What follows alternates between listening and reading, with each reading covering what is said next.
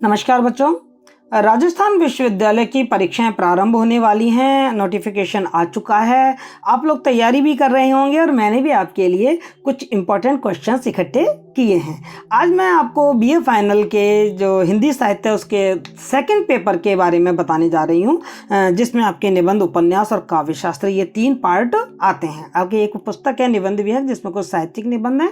एक उपन्यास है निर्मला, मुंशी प्रेमचंद के द्वारा लिखा हुआ, काव्य शास्त्र जिसमें छंद, अलंकार, रस, काव्य दोष और शब्द शक्ति वगैरह आते हैं। तो मैं आपको उनके इंपॉर्टेंट क्वेश्चंस तो बताऊंगी, साथ में उन क्वेश्चंस के उत्तर आपको किस तरीके से लिखने हैं उसके बारे में भी थोड़ा एक्सप्लेनेशन दूंगी। संक्षिप्त में, डिटेल में आपको जाना है तो आप मेरे चैनल पर जाकर जो उपन्यास वाली और काव्य शास्त्र वाली जो प्लेलिस्ट है वहां जाकर आप इसकी डिटेल देख सकते हैं। तो पहला प्रश्न आएगा आपका व्याख्या का। जैसा मैं आपसे हमेशा कहती हूं कि व्याख्या करने का एक तरीका होता है। मैंने व्याख्या करने का एक स्ट्रक्चर डेवलप किया है बेटा पूरा, और इस स्ट्रक्चर को डेवलप करके और आपको यह समझाने के लिए कि व्याख्या में आप 90% से ज्यादा अंक कैसे लेके आए, मैंने आपको व्याख्या करने का तरीका समझाया है। आप मेरे चैनल की व्याख्या प्लेलिस्ट में जाकर और वहां देख सकते हैं कि व्याख्या कैसे करनी चाहिए। व्याख्या करते समय मैं हमेशा कहती हूं पहले संकेत सूत्र लिखो, संकेत सूत्र के बाद आप उसका संदर्भ लिखो, संदर्भ के बाद आप उसका प्रसंग लिखो, प्रसंग के बाद उसकी विवेचनात्मक टिप्पणी लिखो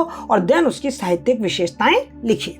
तो पहली जो आपकी व्याख्या है वो है, उस समय अब के समान राजनीतिक अत्याचार कुछ ना था, इसी से उनका साहित्य राजनीति की कुटिल उचित युति से मलिन नहीं हुआ था। नए आए हुए आर्यों की नूतन ग्रंथित समाज में संस्थापन में सब तरह की अपूर्णता थी सही, पर सबका निर्वाह अच्छी तरह होता जाता था।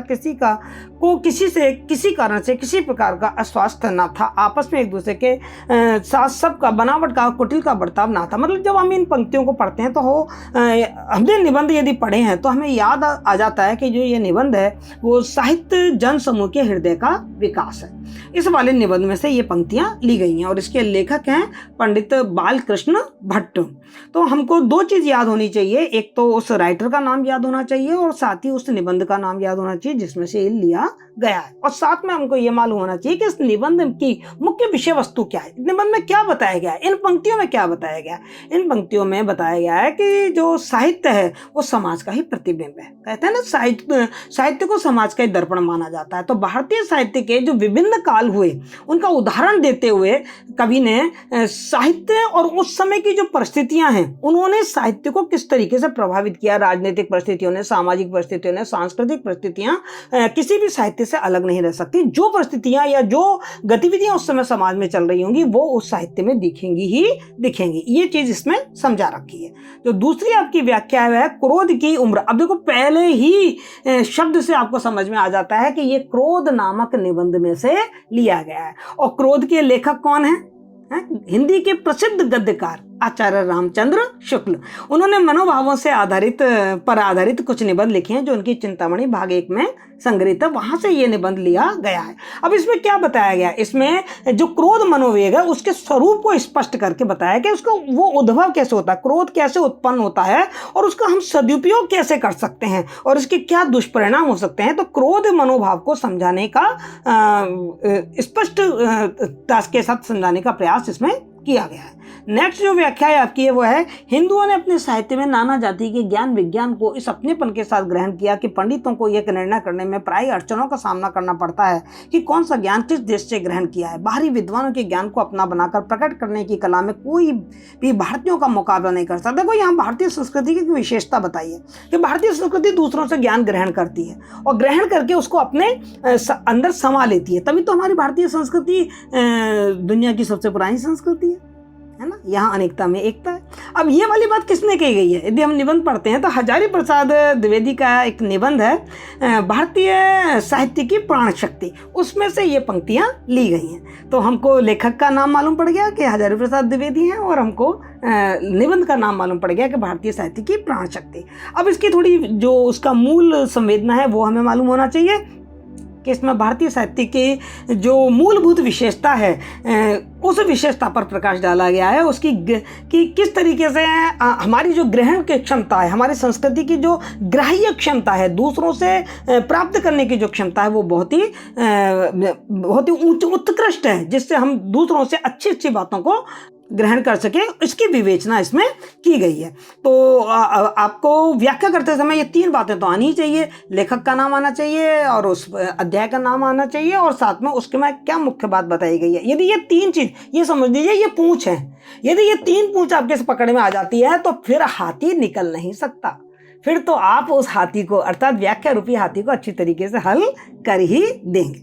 नेक्स्ट जो व्याख्या है आपकी वो है, कबीर आदि ज्ञान मार्गियों की आध्यात्मिकता तो एकदम स्पष्ट है, रहस्यमय सत्ता की अभिव्यक्ति। अब ये रहस्यमय नाम आते ही मेरे दिमाग में आ जाता है कि ये हमारा एक निबंध है, उस निबंध का नाम है छायावाद, साहित्य निबंध है छायावाद, और जिसके लेखक हैं नंद दुलारे वाजपेयी। ये उसी में से लिया गया। और इस निबंध में वाजपेयी जी ने छायावाद की जो आध्यात्मिक प्रवृत्ति है, जो उसकी रहस्यात्मकता है, उस विशेषता को स्पष्ट किया है विभिन्न कालों में, कि अलग अलग कालों में किस तरीके से रहस्यात्मकता और आध्यात्मिकता आई है, और फिर उसकी छायावाद युग में जो रहस्यात्मकता और आध्यात्मिकता आई है उससे उसकी तुलना की गई है। नेक्स्ट जो आपकी व्याख्या है वो है मात्र, आप देखो, आप ध्यान रखना, इसमें आपकी 2 किताबें हैं, एक निबंध की है और एक निर्मला उपन्यास की है। तो जो पहले 4 व्याख्या आ रही हैं वो आपके निबंध की आ रही हैं, और बाद की जो 4 व्याख्या आ रही हैं वो निर्मला उपन्यास की आ रही हैं। तो अब तक हमने निबंध वाली व्याख्या देखी है, अब हम निर्मला वाली देख रहे हैं। मात्र प्रेम में कठोर होती थी, लेकिन मृदुता से मिली हुई इस प्रेम की करुणा थी, पर वह कठोरता ना थी जो आत्मीयता का गुप्त संदेश है। स्वस्थ अंग की परवाह कौन करता है, लेकिन वही अंग किसी वेदना से टपकने लगता है तो उसे ठेस धक्के से बचाने का यत्न किया जाता है। बालक का करुण क्रंदन। तो यदि आपने ये उपन्यास पढ़ा है तो आप फौरन पहचान जाते हैं कि ये जो पंक्तियां हैं, ये जो गद्यावतरण है, वो उपन्यास सम्राट मुंशी प्रेमचंद द्वारा रचित एक चरित्र प्रधान उपन्यास है, निर्मला के 5वें अनुच्छेद से लिया गया है। और इसका प्रसंग क्या बनता है कि जो मुंशी तोताराम है, जब शादी करके निर्मला को लेकर आता है और बच्चे जब शरारतें करते हैं तो वो बच्चों को डांट देता है, और जब बच्चे को डांट देता है तो बच्चे डर जाते हैं और रोने लगते हैं। तो निर्मला उन बच्चों को दुलराती है, और उनको पुचकारती है और अपनी ममता की वर्षा करती है। तो माँ की ममता पर इसमें विचार प्रकट किए गए हैं। नेक्स्ट जो व्याख्या है आपकी वो है कि उनका उद्धार कैसे होगा, उस निरपराधी का मुख कैसे उज्जवल होगा। उन्हें केवल मेरे साथ स्त्री का व्यवहार करने के लिए दंड दिया जा रहा है, उनकी सज्जनता का उन्हें ये उपहार मिल रहा है। मैं उन्हें इस प्रकार निर्दयी आघात सहते बैठा रहूंगा। अपनी मान रक्षा के लिए ना सही, उनकी आत्मरक्षा के लिए इन प्राणों का बलिदान करना पड़ेगा। इसके सिवा उद्धार का कोई उपाय नहीं। आहा, दिल में कैसे कैसे अरमान थे, वे सब खाक मिला देने होंगे। एक सती पर संदेह किया जा रहा है। यहीं आते तो आपको बिल्कुल क्लियर हो जाता है कि ये वो प्रसंग है निर्मला उपन्यास का, मुंशी प्रेमचंद द्वारा रचित निर्मला उपन्यास का ये वो प्रसंग है जब तोताराम, मनसाराम और निर्मला इन दोनों पर शक करने लगता है और निर्मला के चरित्र पर आक्षेप लगा देता है ना, और मनसाराम को बहाने लगा के वो हॉस्टल भेज देता है। तो मनसाराम के दिल में एक उथल पुथल मची हुई है, एक अंतर्द्वंद मचा हुआ है कि कैसे वो अपनी माता पर ये जो कलंक लगा हुआ है, उस कलंक को मैं कैसे धोऊं। तो इसके लिए उसके मन में एक विचार आता है कि मैं क्या कर लूँगा, आत्मघात कर लूँगा, और वो बीमार हो जाता है और उसी घुल में घुल के वो अपनी जान दे देता है। इस तरीके से वो सोचता है कि मैं अपनी माता के कलंक को धो दूंगा। ऐसे आदमी ना हो तो गरीब नारियों की नाव कौन पार लगाए। तुम और तुम्हारे साथी बिना भारी गठरी लिए बात नहीं करते तो फिर ये बेचारी किसके घर जाए। तुमने ये बड़ा भारी अन्याय किया है, तुम्हें इसका प्रायश्चित करना पड़ेगा। ईश्वर उसका सुहाग अमर करे, लेकिन वकील साहब को कुछ नहीं हो गया तो वो बेचारी का जीवन ही नष्ट हो जाएगा। आज तो वो बहुत रोती थी। तुम लोग सचमुच बड़े निर्दयी हो। मैं तो अपने सोहन का विवाह किसी गरीब लड़की से करूंगी। अब ये वाली जब आ गई ना कि मैं तो अपने सोहन का विवाह था, ये सुधा।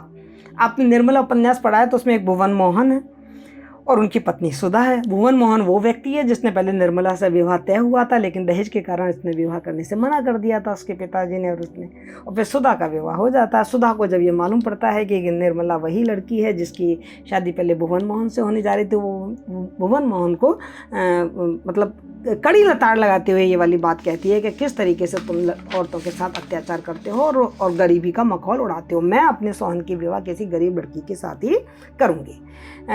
इसके बाद जो आपकी व्याख्या आती है वो आती है जब हमारे ऊपर कोई बड़ी आपत्ति आ पड़ती है तो उसमें केवल दुखी ही नहीं होता। मैं हमेशा एक बात कह दूं, यदि आप 2-3-4 बार पढ़ेंगे ना तो कहीं ना कहीं से आपके सामने ये बात आ ही जाएगी कि ये पंक्तियां कहाँ से आई गई हैं। है ना। दूसरों के ताने भी सहने पड़ते हैं, जनता को हमारे ऊपर टिप्पणियां करने का वह सुअवसर मिल जाता है जिसके लिए वह हमेशा बेचैन रहती है। मनसाराम क्या मरा? अब देखिए यहाँ आते ही मनसाराम का नाम आते ही हमारे दिमाग में क्लियर हो गया, मतलब मनसाराम की मृत्यु हो जाती है तो उसका भी सारा का सारा दोष निर्मला पर ही थोपा जाता है। खुद तोताराम भी उस चीज पर थोपता है और पूरा समाज भी उसी सौतेली माँ को जिम्मेदार ठहरा देता है। तो हम कहेंगे कि ये जो पंक्तियां हैं वो उपन्यास सम्राट मुंशी चंद्र प्रेमचंद द्वारा रचित निर्मला जो उपन्यास है उसमें से लिए गई हैं। और इसमें इस जो गद्यांश है, गद्यांश में हमारे समाज में जो सौतेली माँ के प्रति उनका क्या क्या एटीट्यूड है, क्या उनका नज़रिया है, उस वो नज़रिए को इसमें स्पष्ट किया गया है। अब इसके बाद ये तो हो गई आपकी 8 व्याख्या। 4 व्याख्या आएंगी निर्मलाम से और 4 आएंगी निबंध में से। आपकी इच्छा हो आप वहां से कर लीजिए, लेकिन मैं आपको सलाह ये दूंगी कि निर्मला आपको पढ़ने में भी बड़ी आसान रहेगी, इंटरेस्टिंग भी है, रोचक भी है। आप निर्मला को बहुत अच्छी तरीके से पढ़िए और इतनी अच्छी तरीके से पढ़िए कि आप 4 में से कम 3 व्याख्या यहाँ से कर सकें। इतनी अच्छी, क्योंकि वो कहानी है, स्टोरी एक तरीके से, तो पूरी स्टोरी को आप अच्छे से पढ़ लीजिए। और मैंने आपको इसकी वीडियो भी बना के भेजे हुए हैं, तो बहुत अच्छी तरीके से आपको निर्मला जो कहानी है वो अच्छी तरीके से याद हो जाए, मतलब पूरा उपन्यास कहानी के रूप में आपको याद हो जाएगा। अब इसके बाद आपके आते हैं कुछ निबंधात्मक प्रश्न। कुछ प्रश्न आएंगे निबंध में से। साहित्य जन समूह के हृदय का विकास है। निबंध में व्यक्त भावों का सौदाहरण लिखिए, यानी कि साहित्य जन समूह के हृदय का विकास है। इस निबंध में लेखक ने कौन कौन सी प्रमुख बातें हमारे सामने रखी हैं, किन किन बिंदुओं पर विचार किया है, हमको वो बिंदु बताने हैं। तो सबसे पहले तो वही भूमिका लिखेंगे। उस भूमिका में हमें लेखक और अपना जो निबंध है उस निबंध का संक्षिप्त परिचय दे देना है। फिर इस निबंध में क्या क्या खास बात बताई गई है, तो सबसे पहली बात जो लेखक बताता है वो बताता है साहित्य समाज का दर्पण है।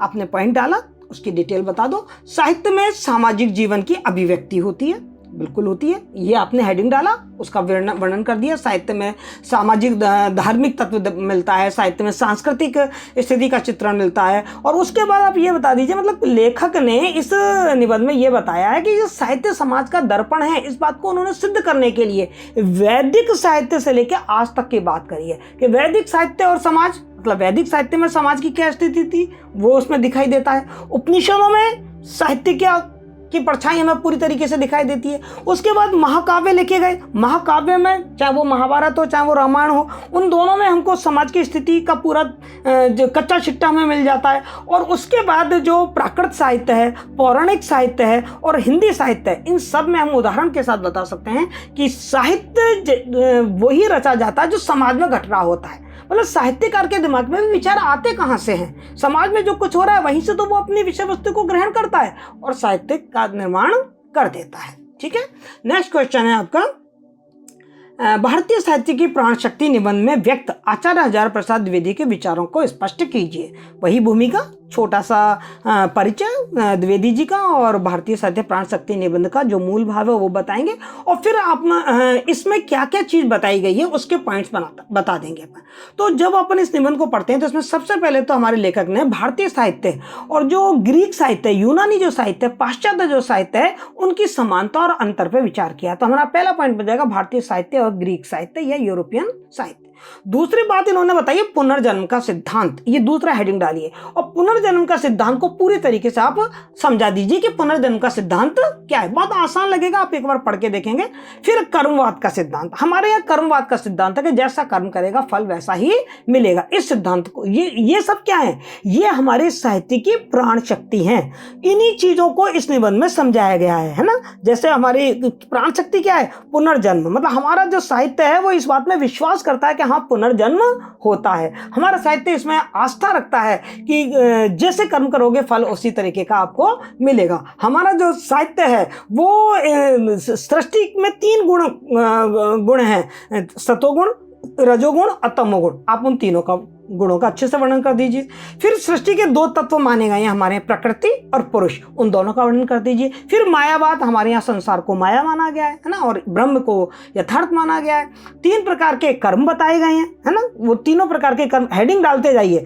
3 प्रकार के कर्म है, संचित, क्रियमाण और प्रारब्ध कर्म। कौन से क्रियमाण है, कौन से प्रारब्ध है, इन सबको समझा दीजिए। फिर स्वर्ग नरक की हमारे यहाँ क्या अवधारणा है, उस चीज़ को समझा दीजिए। और फिर इसमें 3 ऋणों की बात की गई है कि हर व्यक्ति के ऊपर 3 ऋण होते हैं, पितृ ऋण, ऋषि ऋण और देव ऋण। उन तीनों ऋणों को अच्छे तरीके से समझा दीजिए। फिर हमारे भारतीय संस्कृति की जो मातृ शक्ति है, नारी के प्रति जो नज़रिया है, उसको समझाया गया है। और भारतीय संस्कृति की जो ग्रहण करने की शक्ति है, उस शक्ति के बारे में बताया गया है। 4 पुरुषार्थ बताए गए हैं हमारे यहाँ, धर्म, अर्थ, काम, मोक्ष, चारों पुरुषार्थ का वर्णन कर दीजिए।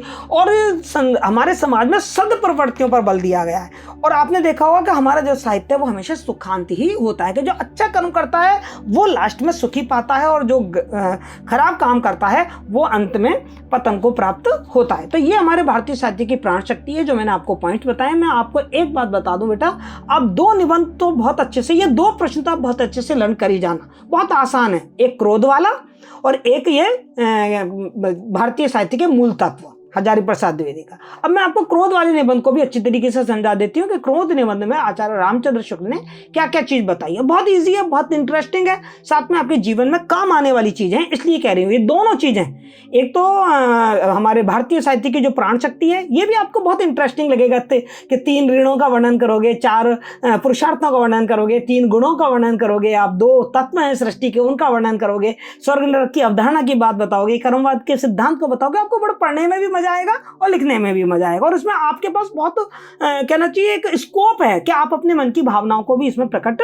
कर सकते हैं। ऐसे ही जो एक प्रश्न है क्रोध निबंध के आधार पर आचार्य रामचंद्र शुक्ल ने इस क्रोध निबंध में क्या समझाया है उसके बारे में, तो ये भी बहुत ही इंटरेस्टिंग निबंध है। इसे आप अच्छी तरीके से लर्न करके जाएं, आएगा ही आएगा आपके। इसमें आपको क्या क्या बता रखा है रामचंद्र शुक्ल ने, क्रोध का अर्थ बताया है, क्रोध किसे कहते हैं, क्रोध का अन्य जो हमारे मनोवेग हैं, दुख है ना, भय है, इन सब से उसकी तुलना की गई है। आपको याद हो तो आप 12th में पढ़ के भी आए हैं, एक भय नाम का इनका जो निबंध था। फिर आप बताएंगे क्रोध का कारण, क्रोध उत्पन्न क्यों होता है। फिर आप इसमें लेखक ने बताया कि क्रोध की आवश्यकता क्यों है, क्रोध का औचित्य, कि कभी कभी जो क्रोध है वो सामाजिक जीवन में जरूरी हो जाता है और उससे क्या फायदा होता है, वो वाली घटनाएं आप बताएंगे। और उदाहरण सहित समझाया है आचार्य रामचंद्र शुक्ल ने, हर चीज को उदाहरण के साथ समझाया। आप इसको पढ़ेंगे और आप भी अपने जीवन में से उदाहरण देके इसको समझाएं। फिर क्रोध का जो अपरिष्कृत रूप क्या है, तो उसको हमें क्रोध कैसे करना चाहिए। अपरिष्कृत रूप का मतलब यह है कि एक तो होता है उजट गंवारपन से अपनी नाराजगी दिखाना, और एक होता है बड़ा सुसंस्कृत और शिक्षित रूप से अपने क्रोध को प्रकट करना। तो उसका अपरिष्कृत रूप क्या है, उसका परिष्कृत रूप क्या है, क्रोध का और दुख का क्या संबंध है, क्रोध और अभिमान का क्या संबंध है। क्रोध के विभिन्न रूप बताए हैं इन्होंने ना, क्रोध का सकारात्मक स्वरूप भी बताया है, क्रोध से हमें क्या नुकसान हो सकता है, क्रोध से हमारे जीवन पर क्या प्रभाव पड़ता है, क्रोध और मनोविज्ञान की बातें बताई हैं, क्रोध का जो अन्य मनोविकार है उनसे तुलना करते हुए। और फिर लास्ट में 2 बहुत अच्छी सी चीज़ बताई हैं कि है ना, जो क्रोध बैर क्रोध का अचार और मुरब्बा है। आप इस वाले पैराग्राफ को पढ़िए, बहुत मजा आएगा आपको उसको पढ़ने में, कि क्रोध मतलब जो बैर है वो क्या है।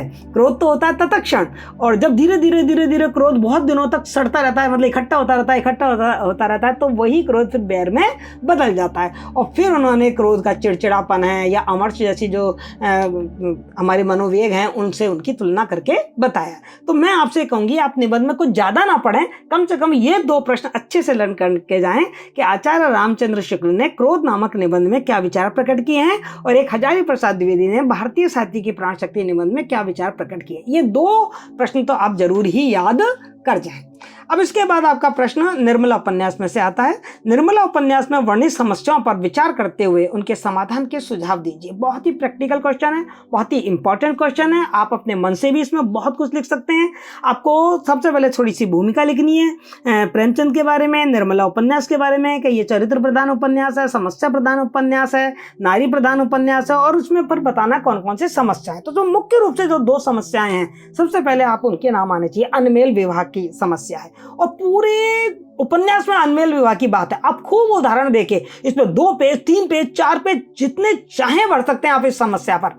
तो अनमेल विवाह की समस्या को समझा दीजिए। दूसरी जो समस्या इसमें बहुत प्रमुख समस्या आई है वो आई है आपकी दहेज प्रथा, क्योंकि निर्मला की शादी टूटी इसी है, भुवन मोहन से टूटी इसीलिए है क्योंकि अब निर्मला के पिताजी तो की हत्या हो चुकी है, तो वो उतना दहेज दे नहीं सकते, तो भुवन मोहन के जो पिताजी होते हैं वो विवाह करने से मना कर देते हैं, और यहीं से ही सारी समस्या पैदा होती है। तो दहेज प्रथा पे भी आप अपने खूब सारे विचार आराम से खूब विस्तार के साथ लिख सकते हैं। इसके साथ साथ इसमें कुछ गौण समस्याओं पर भी विचार किया गया है, जैसे पारिवारिक और गृह क्लेश के बारे में बता रखा है, जो स्वार्थ की समस्या है वो बता रखी है, अंधविश्वासों की बात बता रखी है, अशिक्षा की बात बता रखी है और धार्मिक पाखंडों की बात बता रखी है, स्त्री के प्रति पुरुषों की जो भोगवादी प्रवृत्ति है वो समस्या इसमें बता रखी है। तो इस तरीके से इन समस्याओं को आप हेडिंग वाइज डालते जाइए, समस्या बताते जाइए और फिर आप उनका सुझाव बताते जाइए कि इनका कैसे दूर ये समस्याएं हो सकती हैं।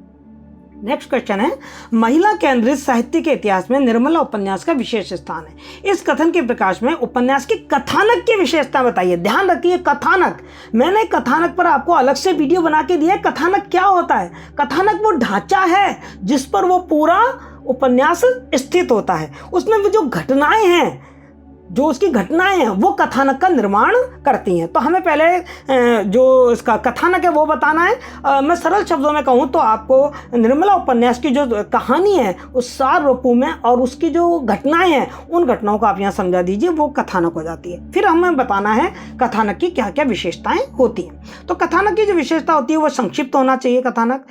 उसमें जो विभिन्न घटनाएं हैं उन विभिन्न घटनाओं का जो संगठन है वो बहुत अच्छी तरीके से होना चाहिए। कथानक की विभिन्न स्थितियां होती हैं कि कोई कहानी प्रारंभ होती है, फिर उसका विकास होता है, देन वो चरम उत्कर्ष पर पहुंचकर अंत हो जाता है। तो वो हमें बताना है कि निर्मला उपन्यास में ये चारों स्थितियां बहुत अच्छी तरीके से इनका निर्वाह हुआ है। फिर हमें बताना है जो उनका कथानक है वो उद्देश्यनिष्ठ है, यानी कि समस्याओं को दूर करने का उद्देश्य है। दहेज प्रथा और अनमिल विवाह जैसी समस्या को दूर करने के उद्देश्य को लेकर ये उपन्यास लिखा गया है। और साथ ही जो प्रासंगिक कथाएं, उन प्रासंगिक कथाओं के बारे में भी हमें थोड़ी सी जानकारी देनी चाहिए। फिर हमें बताना है कि इसका कथानक मौलिक है, स्वाभाविक है, रोचक और आकर्षक है तथा चरित्रों को उद्घाटित करने वाला है। मार्मिकता है इसमें, प्रभावशीलता है, सजीवता है, यथार्थता है, कौतूहल तत्व है, संघर्ष और अंतर्द्वंद को बड़ा स्थान दिया गया है, मनोवैज्ञानिकता है इसमें और आदर्श स्थापित किया गया है। इस तरीके से हम कथानक की विशेषताएं बता देंगे। नेक्स्ट क्वेश्चन है आपका, निर्मला उपन्यास के शीर्षक के औचित्य पर विचार करते हुए उपन्यास की मूल संवेदना पर प्रकाश डालिए। बेटा ये प्रश्न बहुत इंपॉर्टेंट प्रश्न है और इस प्रश्न के दो पार्ट हैं। पहला पार्ट है शीर्षक का औचित्य और दूसरा है मूल संवेदना। तो पहले तो आप भूमिका लिख देंगे, भूमिका लिखने के बाद आप शीर्षक डालेंगे शीर्षक की औचित्यता। अब जो शीर्षक की औचित्यता है तो का मतलब यह है कि क्या यह शीर्षक सही है, क्या यह शीर्षक उचित है। तो आपको ये बताना है कि हाँ ये शीर्षक उचित है, और उचित है तो क्यों उचित है। नंबर 1 पॉइंट, अलग अलग पॉइंट में आपको ये चीज प्रमाणित करनी है। नंबर पहला विषय क्या है, क्योंकि इस जो उपन्यास है इसका जो मुख्य पात्र है वो कौन है, निर्मला। इसलिए निर्मला के नाम पर यह शीर्षक रखा गया, क्योंकि हमें यह भी मालूम होना चाहिए कि जो शीर्षक रखते हैं तो शीर्षक रखने के कई आधार होते हैं। तो इस निर्मला उपन्यास का जो मुख्य पात्र है वो निर्मला है, इसलिए निर्मला के नाम पर ये शीर्षक रखा गया जो पूरी तरीके से उचित है। फिर आपको बताना है कि जो शीर्षक है वो उद्देश्यनिष्ठ है, यानी कि इससे उद्देश्य का जो लेखक का जो उपन्यास लिखने का जो उद्देश्य है वो पूरा होता है। शीर्षक संक्षिप्त है और साथ में जो शीर्षक है वो रोचक है, कौतूहल पैदा करने वाला है। तो इस तरीके से आपको शीर्षक के औचित्य के जो विभिन्न पॉइंट्स हैं वो लिखने हैं। फिर उसके बाद आपको उपन्यास की मूल संवेदना, अर्थात इस उपन्यास में क्या मूल बातें बताई गई है, क्या उद्देश्य है, किन उद्देश्यों के लेके लेखक ये चला। तो वही दहेज प्रथा और अनमेल विवाह वाली जो इसकी स्थिति है वो आपको इसमें बताना कि उन समस्याओं के प्रति जागरूकता पैदा करना और उन समस्याओं के प्रति समाज में एक चिंतन, एक दृष्टिकोण विकसित करके उन समस्या को समाप्त करने के उपाय और समाधान खोजना ही इस उपन्यास का मुख्य उद्देश्य है। ये आप समझा देंगे। फिर आपका प्रश्न आता है 5वां, टिप्पणी। ये टिप्पणी आपकी काव्य शास्त्र में से आती है। काव्य शास्त्र में जैसा मैंने आपसे कहा है कि मेरे आप चैनल पे जाएंगे तो आपको काव्य शास्त्र नाम की एक प्लेलिस्ट मिलेगी। उसमें आपको डिटेल से छंद, अलंकार, आपका रस, आपकी शब्द शक्ति, काव्य रस, काव्य दोष, काव्य गुण, काव्य रीतियाँ, सब उसमें आपको अलग अलग वीडियो मिल जाएंगे। मैं यहाँ कुछ इंपॉर्टेंट चीज़ आपको बता रही हूँ, उस पर आप थोड़ा ध्यान दे लीजिए। छंद की परिभाषा एवं स्वरूप। छंद किसे कहते हैं, मतलब यति, गति, लय, ताल के अनुरूप जो रचना लिखी जाती है उसे छंदबद्ध रचना कहते हैं। और पूरी परिभाषा परिभाषा और उसका स्वरूप बता दीजिए। छंद कितने प्रकार के होते हैं, मात्रिक, वर्णिक, मात्रिक छंद कितने प्रकार के होते हैं, वर्णिक छंद कितने प्रकार के होते हैं, ऐसा करके आप पूरा इसका लिख सकते हैं। फिर रस के अवयव, ये भी एक बहुत इंपॉर्टेंट टिप्पणी है जो आपके आती है। तो आपको रस के अवयव, पहले तो थोड़ी सी आप रस की परिभाषा बता दीजिए, फिर रस के जो अवयव हैं, इसका जो स्थायी भाव है, संचारी भाव है, जो इसके अनुभाव हैं, ये सब रस के अवयव माने जाते हैं। इन पर आप थोड़ा सा लिख दीजिए। शब्द शक्ति का परिचय, शब्द शक्ति किसे कहते हैं, मतलब शब्द में जो अर्थ को प्राप्त करने की जो शक्ति होती है उसी को शब्द शक्ति कहते हैं। शब्द शक्ति 3 प्रकार की होती हैं, बता रखी है मैंने कहा, अभिधा है, व्यंजना है, लक्षणा है। इन तीनों के आपको थोड़ा सा परिचय दे दीजिए, उदाहरण दे दीजिए, प्रकार बता दीजिए। फिर चौपाई और दोहा छंद की साधारण व्याख्या कीजिए, इसका भी मैंने आपको वीडियो भेज रखा है। दोहा बता दीजिए कि ये अर्ध सम्मात्रिक छंद है और चौपाई है वो सम्मात्रिक छंद है, इसमें 16 मात्राएं होती हैं दोहा में। तो इस तरीके से दोहा में जो आपकी जो मात्राएं होती हैं वो 13-11 होती हैं। इस तरीके से आप इसको समझा सकते हैं उदाहरण के साथ। यमक और श्लेष जो अलंकार हैं इनका अंतर स्पष्ट कर दीजिए कि यमक अलंकार में शब्द की आवृत्ति होती है, अर्थ भी बार बार बदल जाता है। श्लेष अलंकार में शब्द की आवृत्ति नहीं होती, लेकिन उस एक ही शब्द के प्रसंग अनुकूल अलग अलग अर्थ स्पष्ट होते हैं। तो उदाहरण देके आप इनको भी समझा सकते हैं। ये ऐसे यदि अपन टिप्पणी लिखते हैं तो इनमें अपन को नंबर अच्छे मिलते हैं, क्योंकि आपको 2 टिप्पणी लिखनी होती है 7.5 नंबर 7.5 नंबर की, और आराम से ये आपने जो छंद हैं और अलंकार है ये बहुत अच्छी तरीके से पढ़े हुए हैं। और मैंने इन पे सब पे आपको जो दोहा और चौपाई है इस पर मैंने अभी ही आपको वीडियो भेजा है, यमक श्लेष और इन पे भी वीडियो भेजा है, आप वहाँ से इसको पढ़ सकते हैं। तो इस तरीके से यदि आप बहुत मेहनत ना करें, केवल इसी प्रश्न पत्र के उत्तरों को ढंग से पढ़ के चले जाते हैं, तो मेरी गारंटी है बेटा कि आप अबव 90% मार्क्स लेकर आएंगे। यदि आपको फिर भी कोई प्रॉब्लम आती है तो कमेंट बॉक्स में अपनी प्रॉब्लम लिखकर मुझसे पूछें, मैं आपकी हर समस्या का समाधान करूंगी। Thank you so much.